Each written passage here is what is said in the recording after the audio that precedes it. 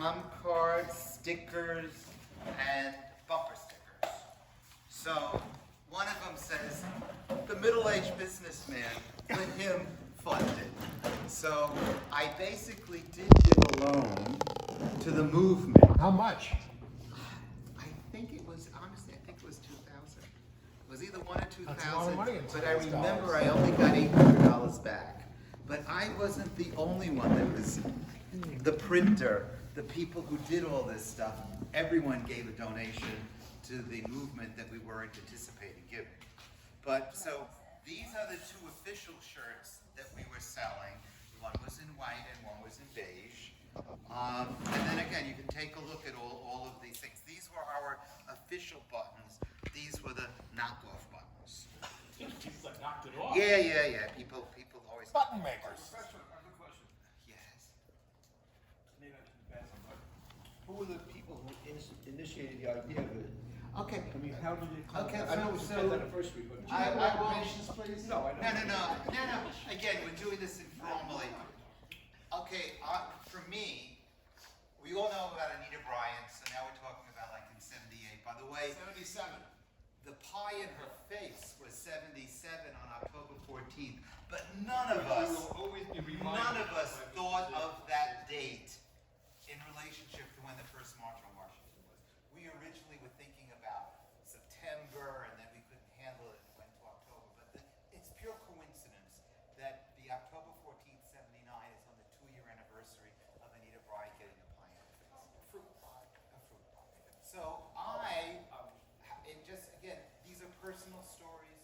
That's what history is. My story might be different than other people's. But I knew a guy named Ron Alheim, who was here 20 years ago, but he passed away. He and I know each other from Bella Absalom's mayoral campaign. Oh, that's an old. So, and I also want to highlight that it's a year. 77. It's a year and a half from now will be the 50th anniversary of the first March on Albany. That's the first time I met Bella Absalom.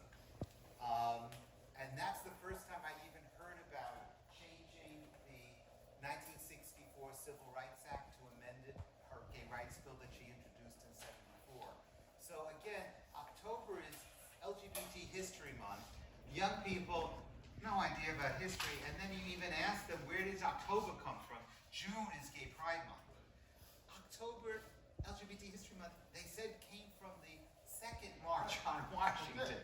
But the second March on Washington, October 11th, was trying to be close to the October 14th from the first March on Washington, which actually very few people even know about. Everyone talks about the second March because it was bigger. What I want to do today is to give some stories and have it recorded. So I knew Ron Alheim through Bella's thing.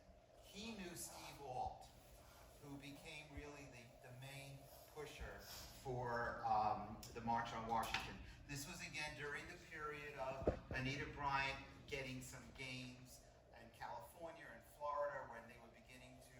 She beat us in Florida. First referendum. So people were saying, we want to have a national march. There were national groups at that time, like the National Gay Task Force, NOW. They did not, not only did not, they didn't want one then, period. It wasn't until around October that National Gay Task Force finally came online and said it was okay. But they kept on saying, we're in charge, we're national, and if you don't want us to do it, because we're not doing it, you don't even know how many rolls of toilet paper you need to put together a march. But most of us said, we've already done marches against Vietnam. So they said it has to be grassroots, and you have to have a meeting to be able to vote. Should there be a march, and who should be the people organizing it? So Steve Alt came to me, and other people too, I guess, and said, go look for a place where we can have a meeting for about 200 people to vote. So I was hoping Michael Levine would be here, but I'll give him a shout out. Michael who? Levine. Michael Levine was the president of CBST at that time. He was also, so I knew him from CBST, but he was the executive director of the entire Department of City Planning on the 14th floor of 2 Lafayette Street. I was the executive director of Division of Real Property on the 20th floor. So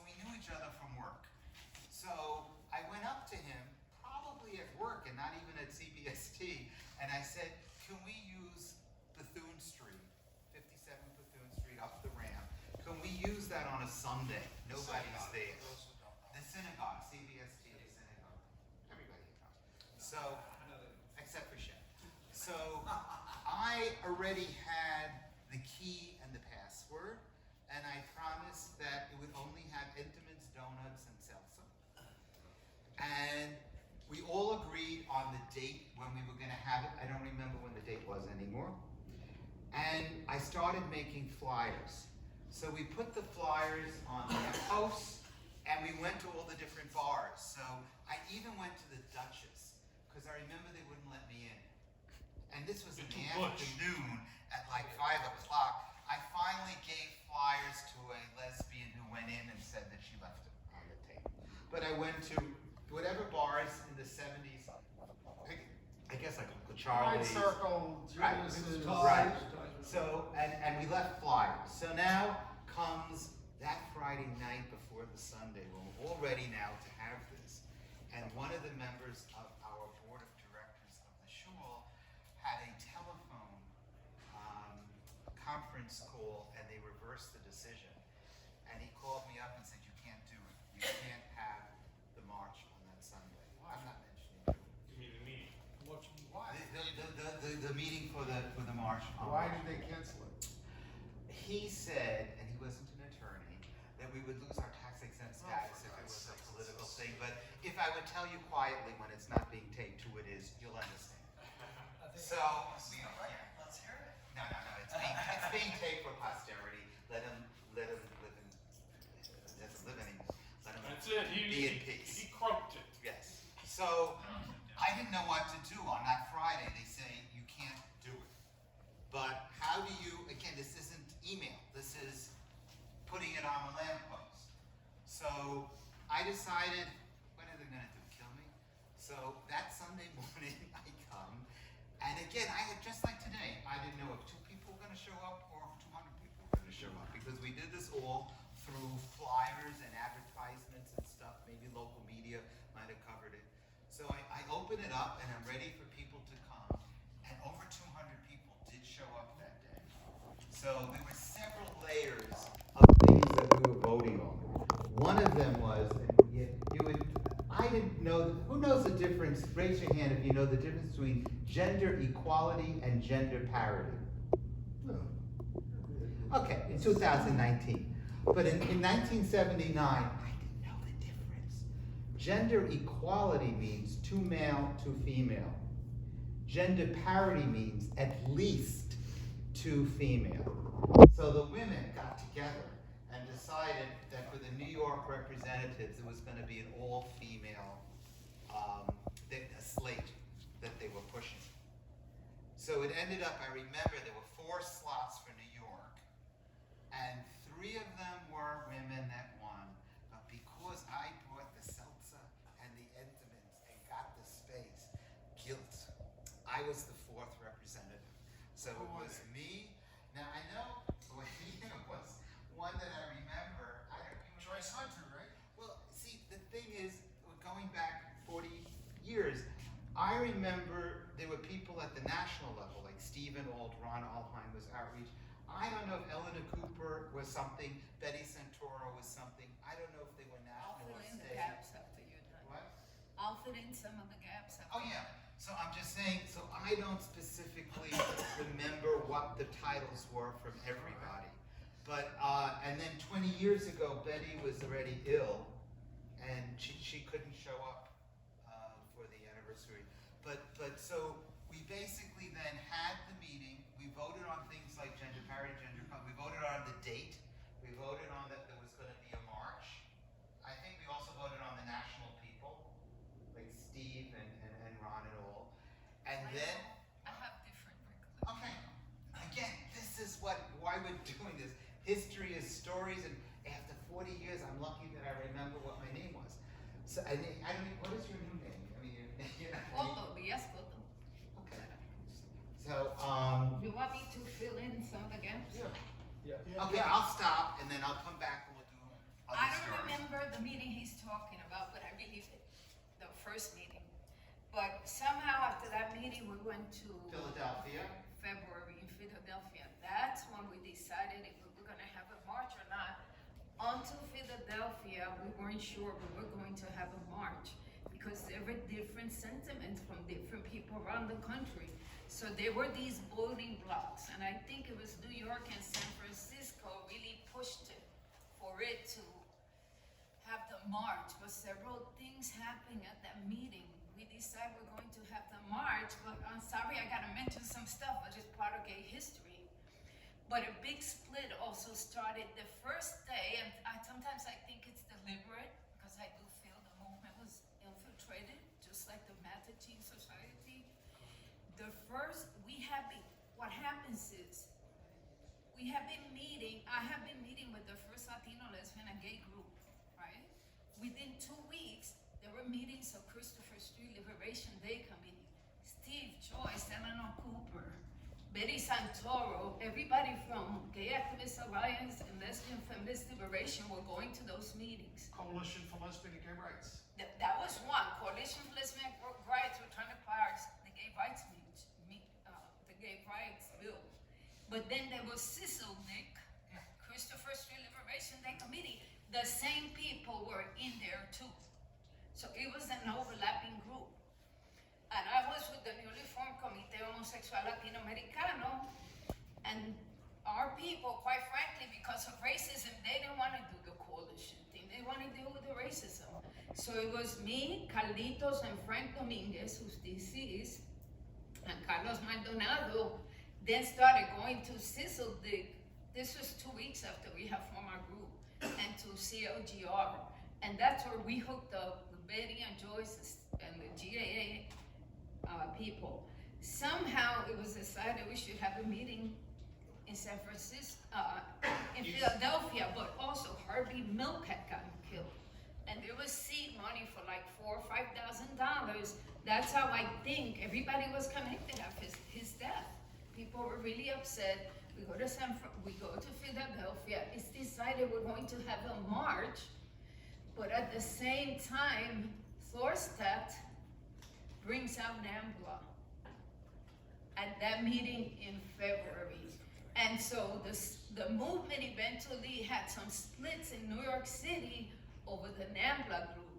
But the way I think there was some infiltration is the first national meeting that we have, and the most divisive issue at that time gets introduced as soon as we're trying to get organized. So throughout the whole organizing of the March on Washington, the people in New York City are dealing with that issue and the split that it eventually provoked, and the attacks that provoked in the media and the gay press, because some of us took the position against Zero H Campesinos and other people were in favor of it. So, well, yeah. I was going to say, David Thorstad, he was in the Coalition for Lesbian and Gay Rights, the leader, but when he went to NAMBLA, he quit knowing we would not accept that in the coalition. Yeah, but that's what I'm saying is it was really key knowing now how Hoover had agents in the Mattachine Society and other gay groups to have had somebody raise the most divisive issue right when we decided we're gonna have a march on Washington. And it was decided, I don't know how it was decided, but I keep journals, that's somewhere in the journal, that New York was gonna be the national office. So then, the same people, by then, I was one of the few Latinas, right, or the only Latina. By then, the group that overlapped, the Christopher Street Liberation Day Committee, CLGR, becomes the main organizing group for the national office for the March on Washington. So you're gonna have Betty and me and Steve and Joyce. Sharon Friedman was another one. Eleanor Koopman becomes another one. And then when we have to go to Houston to pick the slogans. By that time, you have two committees. The National Policy Committee, which have 14 people, and they make the political decisions. That one, it was Betty and I representing New York. You had 7 different regions. So she and I are in the political, if there were political decisions to be made, that was the committee that made them. The other one, I don't know if it was called the Logistics or the Outreach Committee, it has Steve and Joyce, and everybody else. So there was overlap between the local organizers and the national organizers. And everybody was pretty much grassroots people that nobody knew, radicals. I would say when you mentioned the anti-war movement, people were pretty much the ones I met, radicals from all over the country. And it was very hard to get any kind of support from the mainstream people. From the middle class and upper class people, it was very difficult to get that support. Not only the people of color, the white working grassroots people have problems getting the support of the other people. Which is why now they support us to the last minute. They were saying like, who are you? Because they were looking for names. And none of us really, if you really think about it, who of us who were organizing had names? People made names after the march, not before the march. So actually these pieces also fit in. The New York thing at Bethune happened first, and then it was when we fighted to say yes, we wanted, it then went to Philadelphia, and then it went to Houston. And I think this is my ID pass from either Houston or Philadelphia when we went. And if you remember, the people from California and New York, we've been to gay bars and stuff. The people from the middle of the country were really excited about going to Montrose Street and going out to bars and discos. So we called something called the Hinterland Caucus and the All-Night Caucus. And the Hinterland Caucus, Now a slur. well, it was at that time too. The Hinterland Caucus, they were all excited. I think the mayor of Houston came, and we went to Montrose Street. I did go to one of them, because I remember a June bug flew on my hand. It was a nice bar that had an outside space, and like a queen, I screamed and threw my glass up and got everyone wet. I didn't go anywhere. So that night, we stayed in the California and New York people. And we went through agendas on what we were going to try to push through. The Hinterland people went out and they partied. So the next morning, when we had this, and again, I'm going to dramatize it a little bit, but I remember like, in gist, this is what was happening. We were just using Robert's rules and putting things and seconding things and moving things. And then finally someone got up and did something like, object. That little one from New York can say more in 2 minutes than I can say in 5. And then someone said to the parliament, out of order, he's beyond his time. And they would shut him off. So Was Ray Hill there, the famous Texas activist? He died only a couple of years ago. again, that's part of the problem with 40 years. I Well, don't what remember happened- people's names either. Okay, in February, after February, we decided we're gonna go to Houston, and it was in Houston that we decided the slogans and the date. But in the middle of that, there were regional divisions. We divided into 7 regions. The 2 LA reps wanted our office closed. I mean, too bad Joyce is not here and Steve, because they have all the names. They wanted to close our office because they wanted the office. The Ohio people, we had problems with the 2 delegates from the Ohio people. So it was these divisions within the organizing itself. What happened in Houston, there were like 250 people because, believe it or not, I kept index cards for everybody. And we couldn't decide what to call the march, because some people, we're talking 40 years, some people wanted to be called National March of Washington for lesbian and gays and transgender. Back 40 years ago. Maybe say Transgender or transsexual. Okay, I transsexual. don't remember. But also Transsexual. some wanted men Transsexual? first. Yeah, Some wanted but, gay and lesbian and not lesbian and gay. That was the big deal. but what happened was we argued for 3 hours if we're gonna add the transsexual. We went all left, we all got drunk, and we said, you gotta come back. Everybody came back. We debated another 3 hours, and what was decided was, this was a march, and this is the kind of activist I am, so I have no problems today, 2019. It was a march for lesbian and gay people, period. If you were transsexual and you were gay, the march was for you. But if you were transsexual and you're gonna be straight, basis of those arguments, that's how it became the March on Washington, Lesbian and Gay Rights. There was a big fight over About that issue, there was the a big name, fight. and then there were many, many fights. I remember getting a call, my secretary called me, I was at City Hall at the time, and they called me back. The marching order of, which, were the women gonna go first, were the men gonna go first?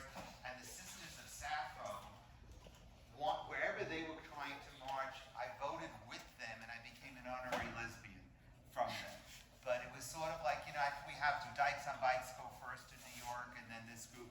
So again, I guess what Renita and I are both agreeing is arguments, like everything in the movement, was in every one of the conferences that we had, whether it was in New York, which was the first, and because we're at CBST, I wanted to highlight it. Then we went to Philadelphia, then we went to Houston, and then we had the actual march in October. And after Houston, we tried to create a network after the March on Washington, but there were certain, the GAA guy would not allow us to meet. Steve, Betty, Joyce, Eleanor, Sharon Friedman, and I were never, ever able to meet together again after that. That's why I really think there was disruption. Because every time we would try to give out flyers or organize the National Lesbian, it was called National Network for Lesbian and Gay Rights, they would come and disrupt all our activities. If we were in the street corner, but it started with somebody from the RSL. It started with someone from the RSL. Once he raised the issue, that guy disappeared. What is the RSL? Revolutionary Socialist League. We call them the Revolting Shithead League, because it was nothing but a disruptive group. It didn't But you want- don't know who they were working for. He raised So the they issue. were I never saw socialists. that man again. And GAA picked it up. Moved Against War and Fashion, we never know who made their banners. Whenever it- there was a demonstration, Was it that guy? Wait a minute. 5 minutes later, they had a banner that was like a. Wasn't it Freddie Goldhaber's partner? Oh my God, I remember that. Paul Martin? Wasn't he the guy? No, they were GAA though. He was GA. They were GAA. They were the It's ones the guy who named showed up Seth afterwards. Lawrence, Yes. right? Another guy. They will show up. So us six, the people who had the most experience after the march and all the others were never ever able to. I have heard from that time, this is after me, I'm not around, this is not a personal memory. I have heard from that time that the socialists were actively involved in taking over GAA. Yeah, that's. It wasn't all the Maybe that's socialists though. Listen, when the Coalition for Lesbian and Gay Rights was getting going, I mean, there were some disruptive groups, but David Thorstad, who was a socialist, used to work to marginalize them. Yeah, but he was They part. were somebody's sex. Yeah, but he was part of the socialist. He had been part of the Socialist Worker Party. Years later, it was found out that a lot of their people and some of their top people were working for the government.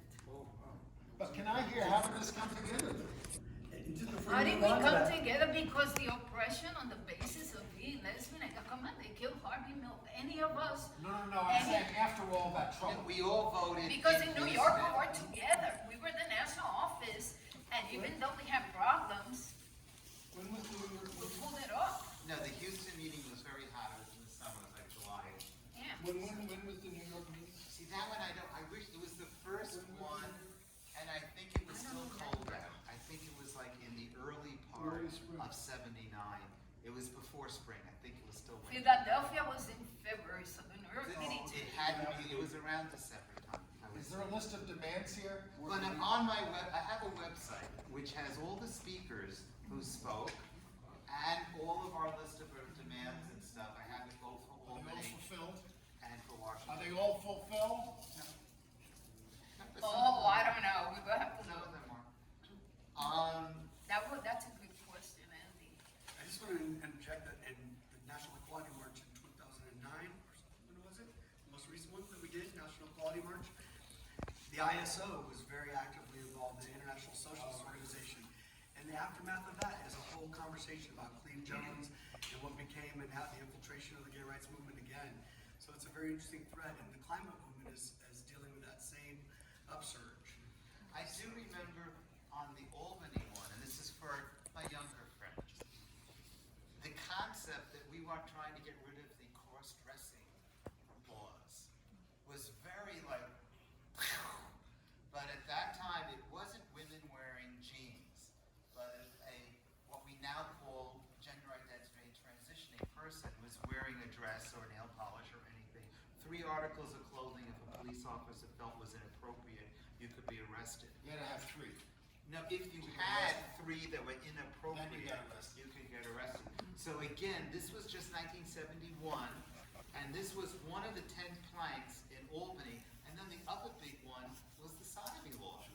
Up until 1980 in New York State, it was, oral sex and anal sex was illegal, and people go, oh, so what? But the thing is like, if you wanted to be an attorney, and you were an openly active person, the Bar Association had moral turpitude clauses that said you couldn't be a criminal. So I myself had to wait till after 1980 The to courts go took it to. off. No, the legislature would not. correct. The Onofre decision in Western New York, the Court of Appeals said that it's going to be unenforceable.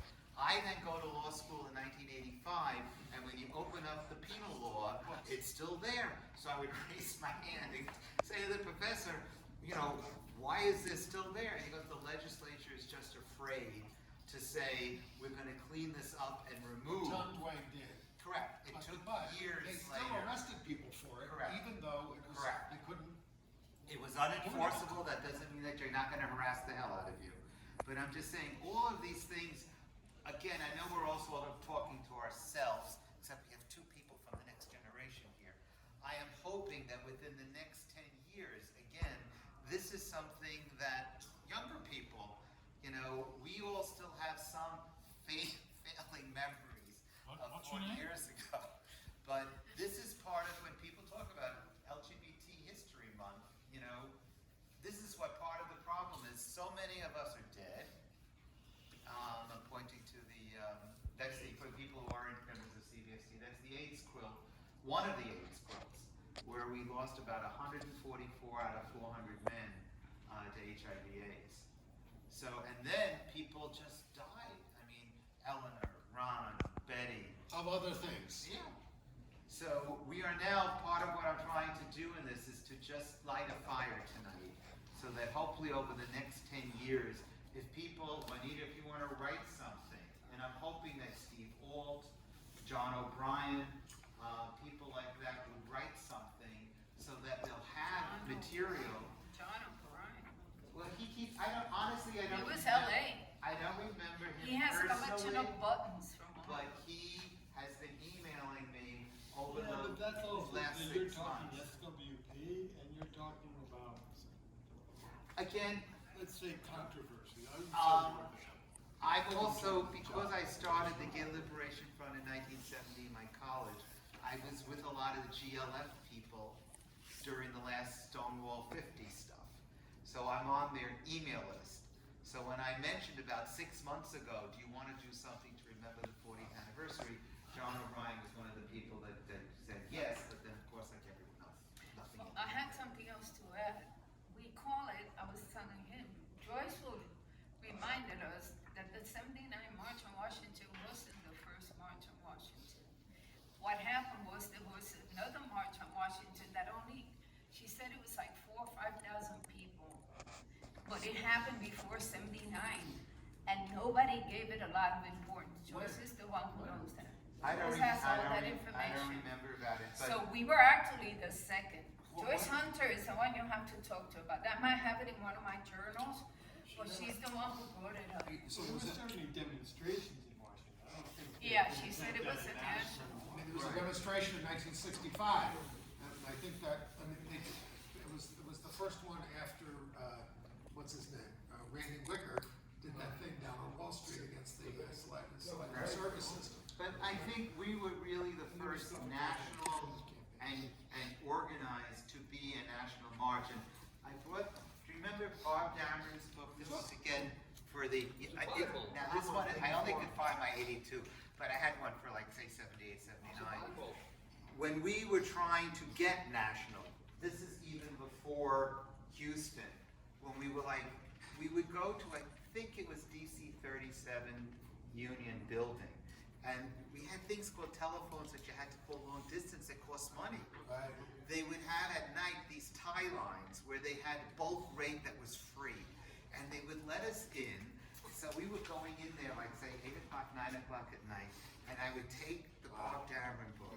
And then they would say to me, tonight you have Montana, Alabama, Oh, wonderful. I and like Montana. Kansas. Who was Okay. it at DC 37? I don't even, again, I'm not even sure if it was DD 37. I know it was one of the unions that let us do it for free. So I would then call up on the phone and I would say, oh, Montana, Big Bob's Gay Bar.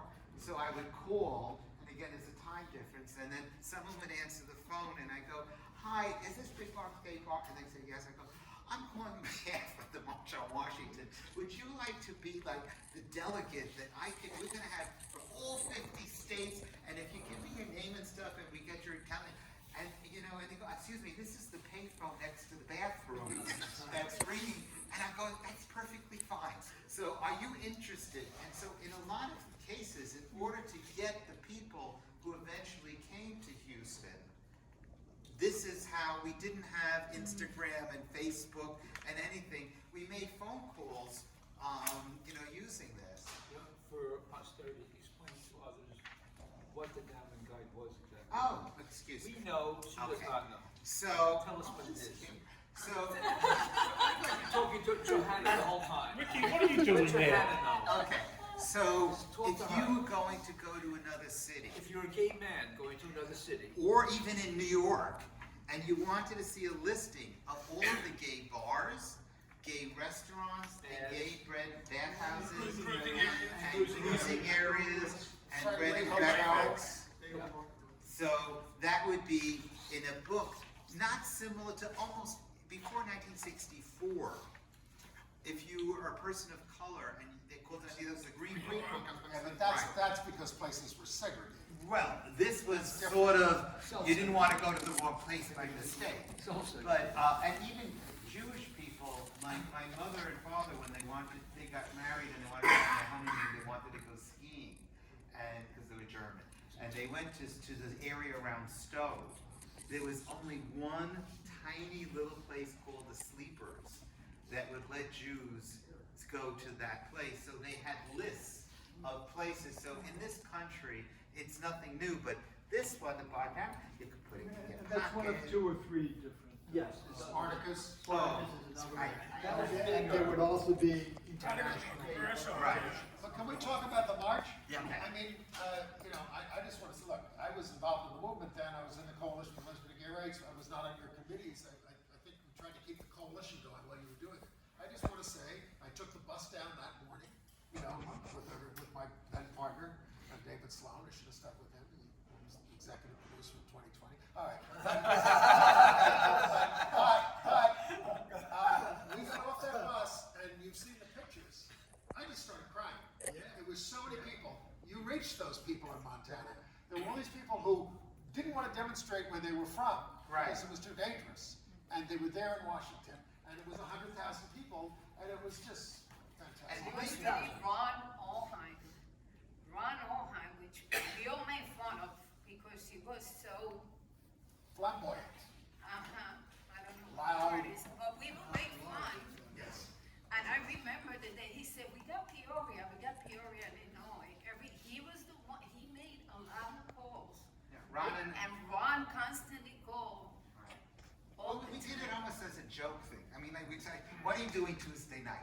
So we would go down to whichever place it was with the tie lines. And I'm saying, I was Ron's. One was that because he lucky. was the national outreach, he was one of the people involved in doing outreach for them.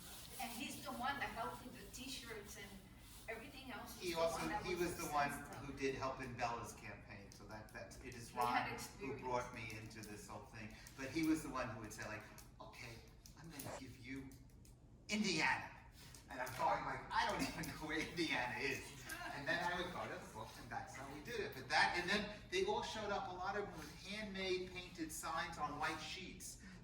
We're the people from Montana. It wasn't like the 2nd, the 3rd, and the 4th March, but by that time, all these groups had their own banners and their own sign. And CBST also came down. That's why I think Dick Radvin is in this picture. He was organizing the bus from CBST that went down. So how many of this, we're a small group, how many of we were here, were there in '79?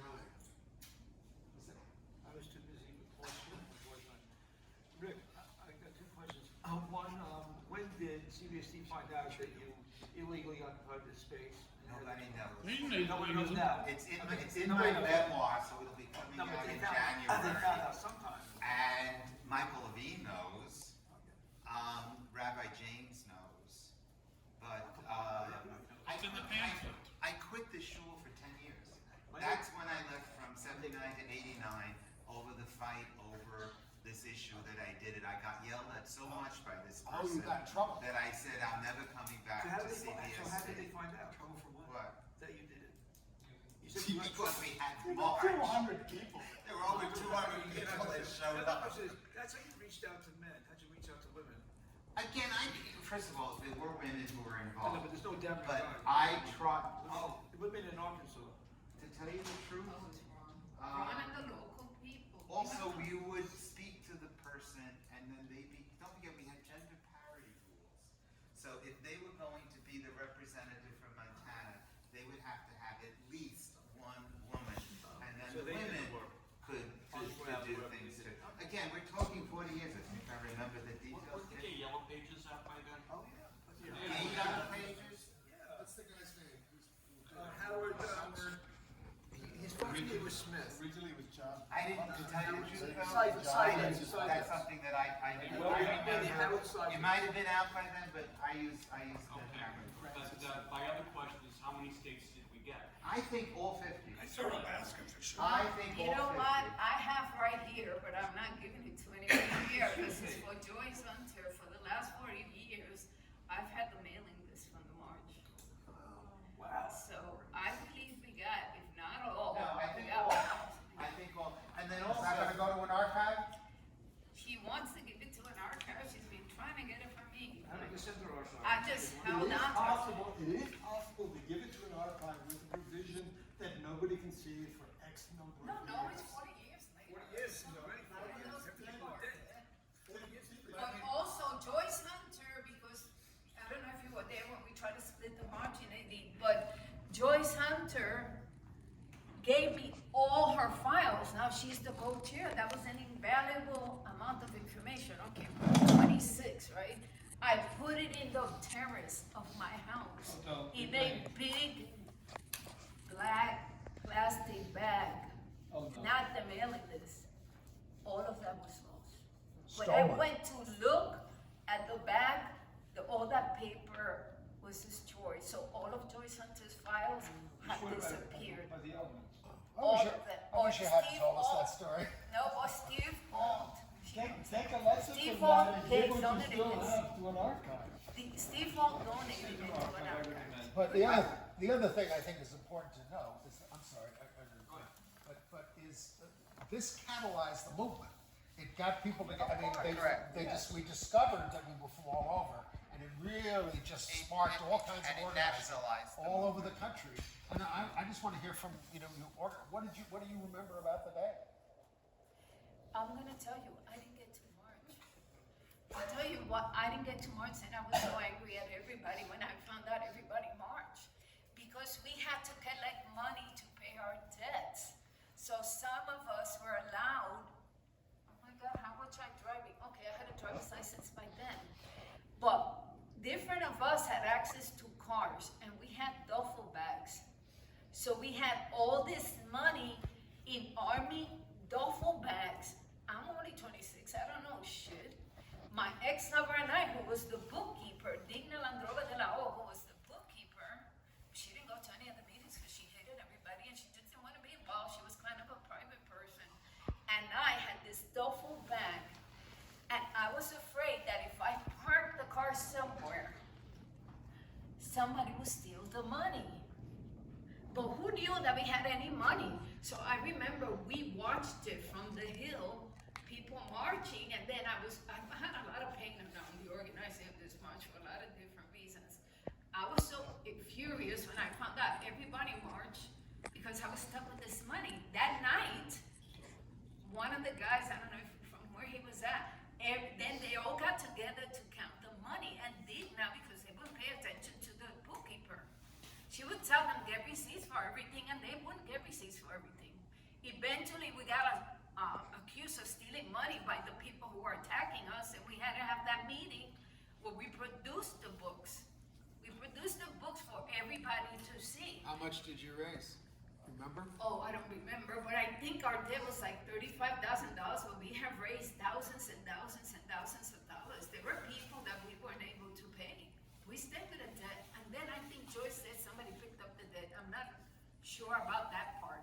I don't know if somebody paid off the debt, but the point was that they spent, I think it was like a week counting the money. If you people have ever counted money, so I don't know, that's somewhere in my journals.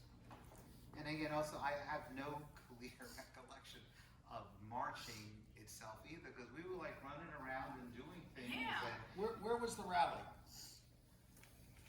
I don't know, I don't remember that. I know I was, well, the I photograph is on remember. the main lawn there. No, I remember because I was a speaker. I was the speaker, the Latino speaker with Armando Gaitán. So we had a stage and we were looking at, what is the phallic symbol? Yeah, the called? Washington The Washington Monument was here, these are the grounds, and we're here looking at it. So it was on the grounds around, because that's where the big crowd scene is. Yeah, but it wasn't where, because didn't we have the quilt? Didn't we have? No. That was another one. This is pre-A. Okay. So this is the, between have the mall. the Washington, well, it wasn't in the mall. We did not have the mall. We had below the Washington Monument. Yeah, but that isn't that? No, Where do we march from? It's 40 years ago. 40 years ago, and I didn't marry. Yes, we got permission for They it. were willing to give a day group. Yes, we got permission for all We that. got Well, pregnant. Jimmy Carter was president. He met with a group of gay people. Well, no, it was his aide. And she came out later, Midge Costanza. She had a meeting with a group of gay activists in the White House. First time that gays just went in the White House officially. Group went from the march and then I don't think it was it in connection to the march? What? When Midge Costanza No, met with the gays? Steve and Joyce. Could have been around then, but it was, you could look it up. Midge Costanza, her name was. I have one more question. If folks were afraid in their hometowns and home states of being seen publicly at gay, when they came for this march and there were cameras and everything else, and if they came with these big sheets, etc., then were they not afraid? But it wasn't like that. It's like You just get caught up 2019. in It it. wasn't like that. It wasn't like we were national TV transmitting the march. Yeah, I don't remember, I mean, if it was covered, the Times covered it. Yeah, but it wasn't like there were cameras everywhere and everybody taped. If you had a big sign saying, I'm from Omaha, gays from Omaha, somebody might take that and whoever's holding it Well, will come the back to it. priorities were very low. There was a movie called Greetings from Washington, D.C. A not very long documentary, but it interviewed all these people from all over the country. It's very sweet. Wow. Greetings from Washington, D.C. I don't know why. Right, and we had, Years that around. You don't think of anything. You are caught up in the absolute joy and amazement of what's happening. But I think it is harder to go out in your hometown, Yes. There's comfort in numbers. but In those days, it was hard to demonstrate in Brooklyn. They took a picture in the New York Post on page 6 with us doing a limp wrist, standing there, and yes, it went through my whole parents' neighborhood, and everyone saw me there. But on your things, it's Carol Albert was there for Lucy Weiner, who was the director of the documentary Greetings from Washington, D.C. So that's what we showed 20 years ago when we were here. So again, we're going to have to, we still have 25 minutes. Well, you know, when you were saying about coming out, my real name is Juanita Diaz Corpo, but I used to Juanita Ramos, so my family would know until they saw me on TV like 10 years later. Betty Santoro, Betty wasn't Bata. known. Her It name was was Betty Bata. Bata. She was a college teacher, but she came out on television, but we never gave up our pseudonyms. Alan Roscoff was Alan Ross, I didn't know that. just for a little while. And I know was What using was a I? married name. It's like, People made up all these I gave you a names. fake name. He gave me a fake name on our date. I want to note that I never used the pseudonym. Me either. What about a drag name? Never used a pseudonym, a drag I name. couldn't think of anything funnier than that. And also, just 20 years ago, we handed out certificates to all of the organizing people, but Juanita wasn't able to come. So it's 20 years later. how could anybody hang on to Oh, a let's stand there, piece we'll of take a paper picture, for 20 present it to years? her. We'll get some pictures here. Okay. I think for the next 25 minutes, I also have. How did you Paco keep here. it looking like? You know, all of this stuff I have in a. But usually this is something.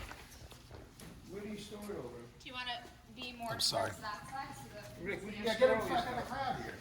But we're gonna take several pictures. But this one is just first. I One am is giving good. Juanita her One is good. certificate. Oh, no, it's not, it's too, it's almost too light, you can't see it. Flip it toward, that's better, okay. Ready? All right, look over here, Rick. All right. That's a nice One, picture. 2, 3. Okay, this is enough. One is enough. You can probably take one while I have a. You gonna take a group picture? I want Paco to take it so we all can be in it. My problem is this, on Columbus Day of that year, of '79, my boss made me come into work, which I didn't want to do. So I took a 2-hour lunch, and walking around, I saw this co-op at the corner of Warren and Broadway, and it says, co-op's for sale. So if I went in, I liked it so much, I bought the co-op.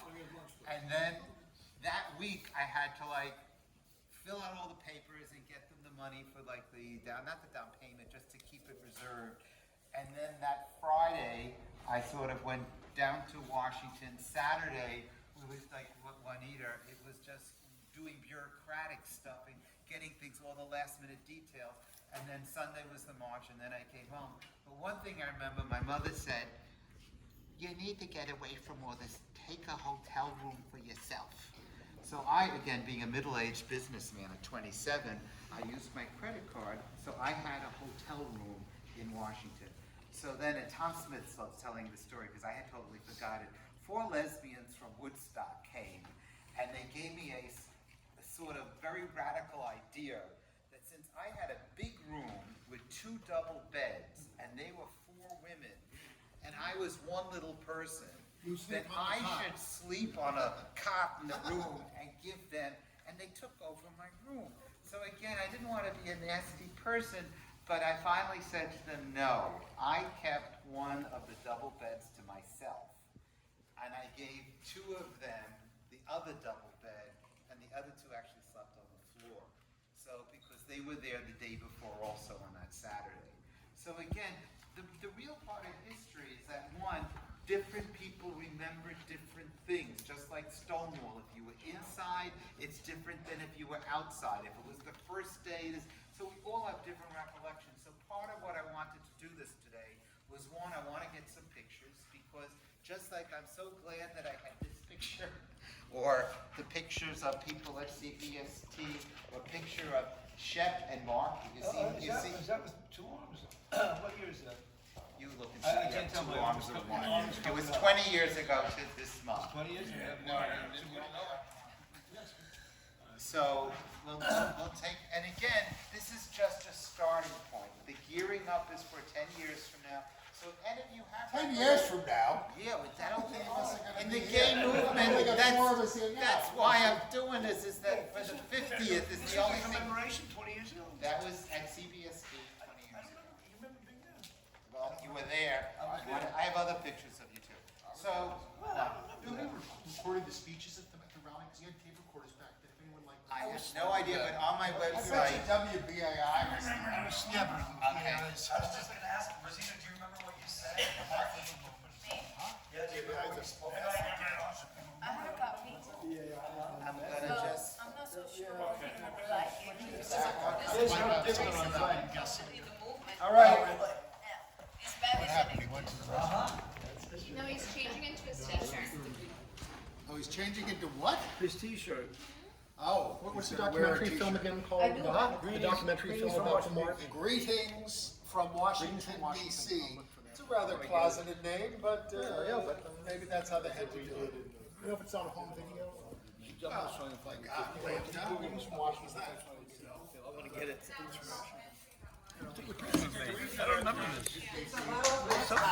Half hour documentary, I think, about this march.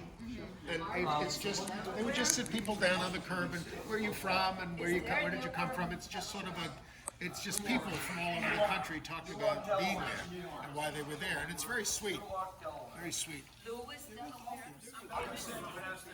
I'm sorry? I'm trying to see this. As long as I don't exhale, it's okay. I get you down. Look, he's kept his figure. As long as I can't breathe. And you can be in front of us. Come on, everybody.